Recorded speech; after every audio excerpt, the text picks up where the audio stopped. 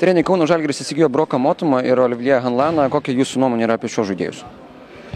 Na, aš galvoju, kad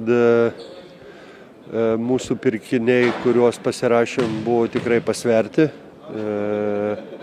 Vis tik apgalvojom, kaip juos panaudosim mūsų komandoj.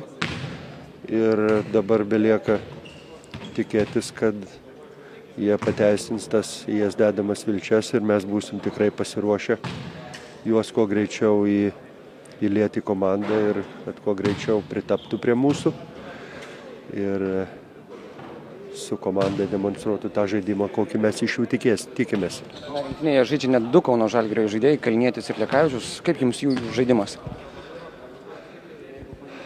Na, yra tik tai pasiruošimas dar ir vis tik iki čempionate dar toloka, bet aš galvoju, kad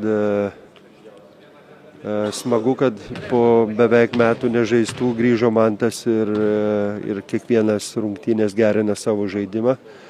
Bet jeigu iš jo to kažkur tai tikėjomės, Lukas tikrai labai stebina ir turėdamas galimybę dirbti su geriausiais Lietuvos krepšininkais čia nepasimetė ir tikrai bent jau kol kas demonstruoja tikrai tokį, sakykime, nepalei metus ar nepalei patyrimą brandų žaidimą ir labai norisi tikėtis, kad ant šito nesustos ir dar labiau progresuos ir bus tikrai pilnavertis rinktinės žaidėjas. Na, Lukai, visų pirma, sveikinam su geru žaidimu, visi Kauno Žalgirio gerbėjai laukia dar geresnio žaidimo ir aš noriu paklausti, kokie tavo įspūdžiai? Na, vis tiek rungtyniauji komandoje su būsimu tavo komandos draugu Mantu Kalniečiu.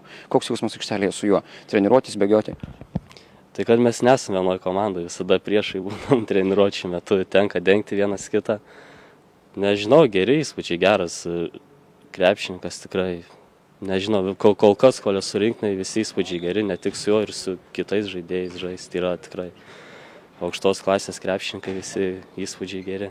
Aš pamenu, kai prasidėjo Kauno Žalgirio sezonas praėjęs, daug dėmesio buvo skiriama tau, ta žaidėjo problema dabar ir su rinktinė lygiai taip pat daug dėmesio tau. Ar jau atslūgo tas jauduliukas, ar jau, ta prasme, nebėra taip drebančių rankų efekto, kaip būdavo galbūt pradžioje? Nebuvo ir pradžiai to tokio jaudulio, nežinau, atėjau tikrai, bet tiesiog stengiausi viską gerai padaryti, ką liepia treneris. Nei kažkokio spaudimo didelio jaučiau, nei ką tai. Galbūt išvysime Aliupą Robertui Jeftokui iš tavęs, dar kokį nors vieną kitą? Na, treniruotėse buvo keletas tokių, tai tikiuosi ir per varžybas bus.